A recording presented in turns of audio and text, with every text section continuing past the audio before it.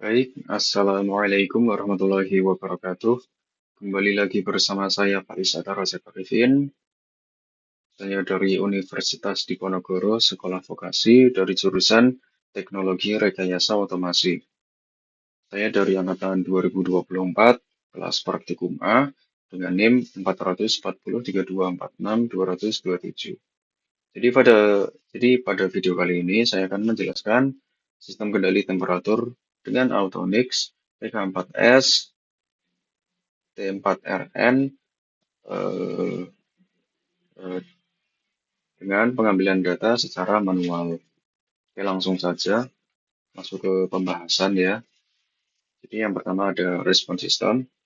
Respon sistem adalah perilaku keluaran sistem terhadap suatu masukan dari waktu ke waktu.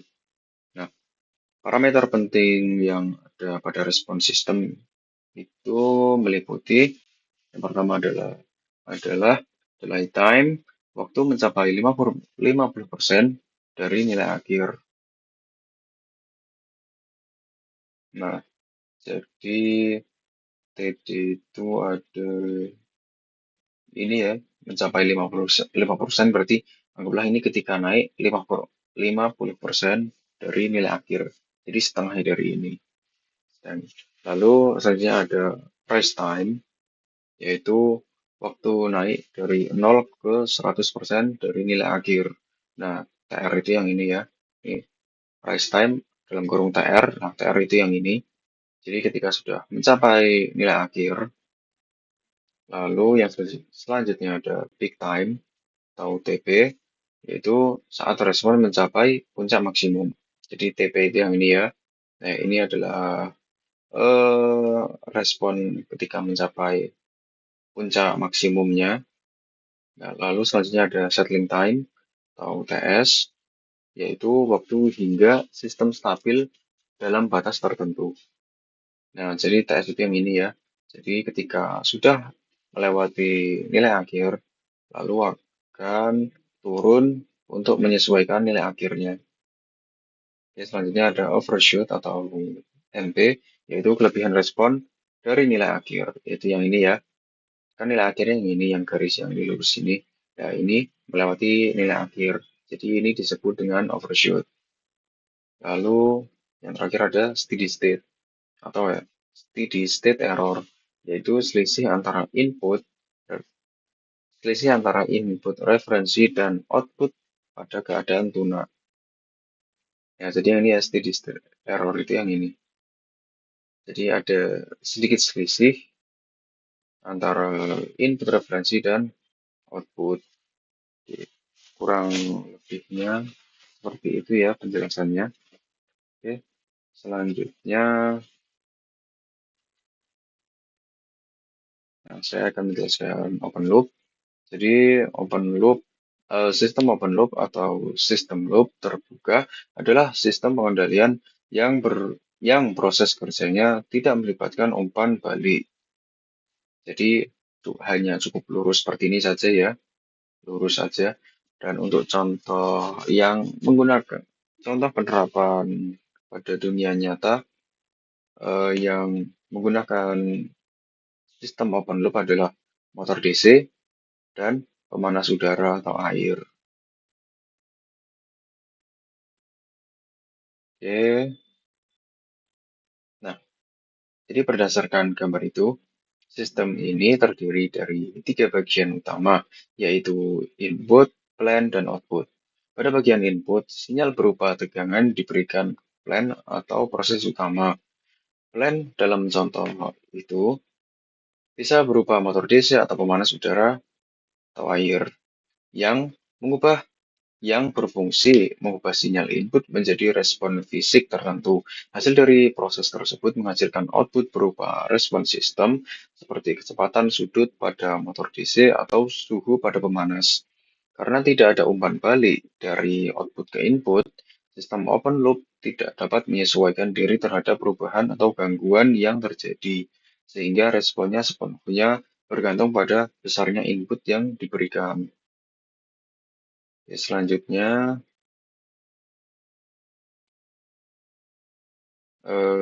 close loop. Nah, jadi sistem closed loop ini atau sistem loop tertutup adalah sistem pengendalian yang menggunakan umpan balik atau feedback untuk menjaga agar output tetap sesuai dengan nilai yang diinginkan.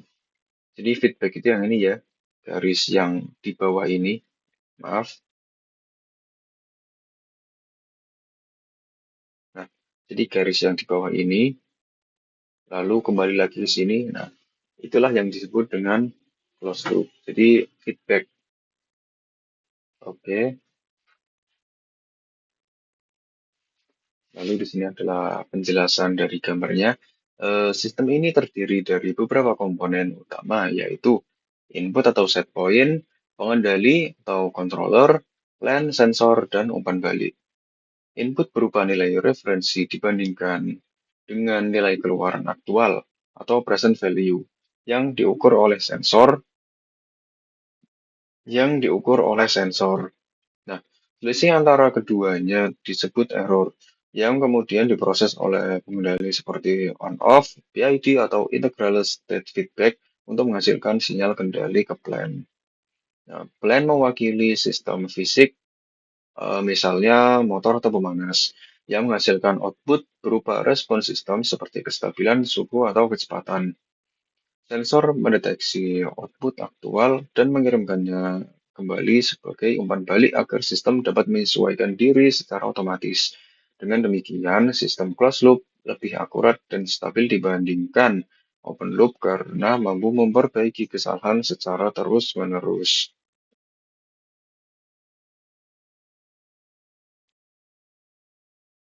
Nah, jadi di sini saya melakukan praktikum ya. Nah, jadi video praktikum ini, jadi saya akan menjelaskan eh, bagaimana mengatur ini, yang ini ya, yang memiliki banyak tombol ini. Jadi bagaimana cara mengaturnya akan saya jelaskan. Jadi pertama-tama pada video ini saya merangkai kabel-kabel. Ya, di sini saya rangkai dulu. Nah, eh, sebentar, kita tunggu sebentar. Jadi untuk pengkabelannya kurang lebih seperti ini ya.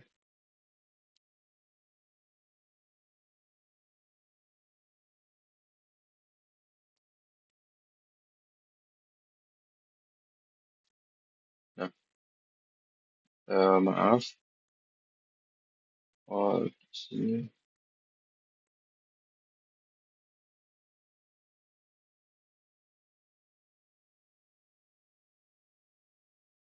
Nah, ketika pengkabelannya sudah selesai, di sini kan ada saklar, yaitu dinyalakan untuk menyalakan sistem ini. Nah, lalu selanjutnya adalah mengatur set point-nya atau SP, yaitu dengan menekan tombol set satu kali, lalu nanti tampilan PV atas dan SV bawah muncul. Yang digunakan itu tombol atas bawah untuk mengubah nilai suhu atau set point, lalu tekan set lagi untuk menyimpan perubahan, lalu kita atur mode kontrolnya, yaitu tekan dan tahan set selama beberapa detik untuk masuk ke parameter menu. Lalu cari parameter kontrol, pilih mode on off untuk kontrol on off, PI, eh, pilih mode PID untuk kontrol PID, dan tekan set untuk konfirmasi. Lalu kita atur parameter tambahannya, misal hysteresis untuk mode on off, lalu PBIT TD, yaitu parameter proporsional dan integral time dan derivative time untuk mode PID, dan AT4 atau AT atau autoning untuk mengaktifkan agar controller secara otomatis menghitung nilai PID optimal, lalu jalankan kontrolnya. Jadi di sini saya sedang mengatur controllernya ya. Nah, ketika itu sudah diatur dan dijalankan, lampunya akan menyala. Dan di sini ada sensor termokabel atau sensor suhu. Nah, nanti sensor suhunya akan membaca suhu yang berada di situ dan akan ditampilkan di controller ini. Nah, selanjutnya di sini saya akan menjelaskan cara pengambilan data secara manual. Nah, pertama-tama kita membutuhkan stopwatch yang ada di HP. Nah, ini adalah stopwatchnya. Eh, Setelah kita buka stopwatch yang ada di HP, kita nyalakan modul dan stopwatchnya secara bersamaan. Nah, jadi di sini dan ini kita startnya itu secara bersamaan. Lalu kita pantau kenaikan suhu yang ada di display Autonix-nya. Misal awalnya itu yang di sini tampilannya suhunya adalah 30, lalu naik ke 31. Nah, ketika kenaikan itu kita pencet putaran pada ini ada tombol dengan keterangan putaran di stopwatch. Nah, itu kita tekan ketika eh, terjadi perubahan suhu. Nah, itu nanti dipencet. Nah, berapa lama kita melakukan ini? Yaitu selama 180 detik atau 3 menit. Setelah pengambilan data selesai dalam waktu 180 detik tersebut, kita tinggal memasukkan datanya ke Microsoft Excel. Nah, datanya kita masukkan waktunya dari 0 sampai 180 detik. Dan kita tinggal memasukkan suhu yang sudah kita catat tadi di stopwatch dari 0 sampai 180 detik. Setelah selesai, kita tinggal membuat grafik kenaikan suhu terhadap waktunya. Nah, jadi ketika kita ini menekan putaran, itu kan alasannya ketika terjadi perubahan suhu ya. Nah, jadi ketika sudah selesai, di sini sudah selesai, nah kita memasukkan datanya urut dari misal tadi 30 ke 31 jadi urut-urut 31, 32, 33, 34 urut terus misal set value-nya adalah 50. Nah, jadi ketika puncaknya adalah 50 dan semisal lebih menjadi 51 atau 52 atau 53 itu tetap kita masukkan. Nah, nanti kan sistem ini akan menyesuaikan secara otomatis karena adanya sistem closed loop. Kurang lebihnya seperti itu. Jadi akan memberikan feedback ya agar sistem ini menyesuaikan dengan set value-nya. Nah, untuk stopwatch ini nanti kita ambil datanya per perubahan suhunya. Nah, itu nanti kita masukkan ke Excel. Nah, selanjutnya adalah penjelasan control on off hysteresis. Nah, di sini ada gambar grafiknya ya. Ini untuk contoh saja. Nah, ini untuk penjelasannya. Yang pertama adalah control on off hysteresis bekerja dengan menambahkan lebar setelan atau dead zone antara titik on dan off agar tidak terjadi switching terlalu cepat. Nah, jika suhu di bawah batas bawah, maka pemanas on. Jika suhu di atas batas atas, maka pemanas off. Nah, yang kedua, lebar histeresis yang sempit membuat suhu lebih akurat tetapi mempercepat keausan relay. Juga lebar besar membuat switching lebih jarang namun suhu berosilasi lebih jauh. Lalu yang selanjutnya adalah penjelasan kontrol PID time proporsional. Nah, ini adalah grafiknya ya. Langsung saja masuk ke penjelasan. Untuk yang pertama itu, kontrol PID mengatur proporsi waktu atau on-off atau duty cycle berdasarkan besar kesalahan. Nah, jika suhu jauh dari set point, waktu on lebih lama. Jika mendekati set point, waktu on dan off mendekati seimbang. Nah, jika di atas set point, waktu off yang lebih lama. Nah, yang kedua, karena output berupa pulsar relay, sinyal dikirim dalam bentuk on-off berulang dengan frekuensi tinggi sehingga mendekati kontrol kontinu, hasilnya overshoot lebih kecil dan suhu lebih stabil dibandingkan kontrol on-off biasa.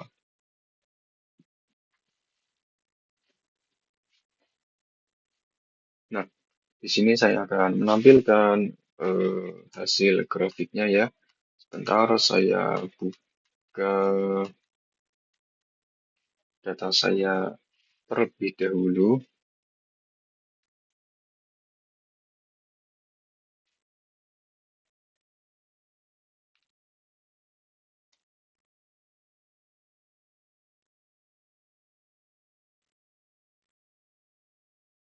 Nah, untuk hasil grafiknya itu kurang lebih seperti ini ya. Nah, ini untuk rekap grafik on-off. Nah, nanti grafiknya seperti ini ya. Akan naik secara halus perlahan-lahan. Nah, ketika sudah mencapai set value, akan menyesuaikan secara perlahan. Nah, ini juga, nah ini juga ya.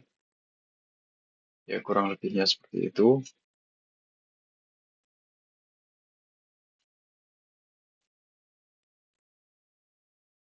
Nah, ini adalah detikan pada stopwatch-nya. Jadi, ketika terjadi perubahan suhu, stopwatch ditekan untuk mengindikasikan bahwa itu terdapat perubahan suhu pada detik kesekian misalnya seperti itu. Nah, di sini dari 30 urut hingga 50. Karena di sini kita mengatur set value-nya adalah 50. Ini untuk suhu 50 dengan hysteresisnya yaitu 5. Ini suhunya 60 dengan hysteresisnya adalah 2. Nah, di sini kan mencapai 60. Nah, kurang lebihnya seperti itu ya. Lalu di sini ada suhu 60 dengan hysteresisnya yaitu 5. Nah, sedangkan yang ini menggunakan sistem PID. Untuk cara pengambilan datanya kurang lebih sama. Nah, yang membedakan adalah di sini menggunakan sistem PID. Nah, jadi ini akan naik secara halus ketika sudah mencapai set value, lalu akan mulai menyesuaikan. Kurang lebih keseluruhan percobaan ini data yang diambil itu adalah sama ya. Bagaimana cara melakukannya, cara pengambilan datanya kurang lebih itu mirip. Nah, kurang lebih seperti ini ya, naiknya secara halus. Ketika sudah mencapai set value, lalu menyesuaikan secara otomatis. Tapi misalkan di sini set value-nya ini adalah berapa ya?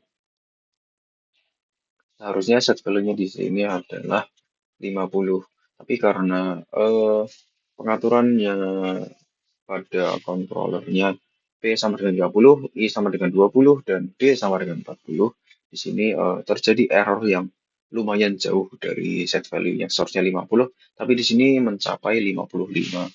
Jadi ini salah satu percobaan yang errornya cukup tinggi ya. Nah, sini kan macam-macam, ada yang sangat dekat dengan set value, ada juga yang lumayan jauh dari set value. Tergantung pengaturan yang kita lakukan. Oke, kurang lebih penjelasan grafiknya sudah cukup. Kita kembali ke penjelasan PPT. Jadi kesimpulan yang bisa saya ambil dari percobaan sistem kendali temperatur menggunakan Autonix TK4S T4RN dapat disimpulkan bahwa sistem kendali berperan penting dalam menjaga kestabilan suhu sesuai dengan nilai set point yang diinginkan. Pada sistem open loop, pengendalian dilakukan tanpa umpan balik sehingga hasilnya kurang akurat dan tidak mampu menyesuaikan perubahan. Sedangkan pada sistem closed loop, terdapat umpan balik dari sensor yang membuat sistem mampu memperbaiki kesalahan secara otomatis dan menghasilkan respon yang lebih stabil.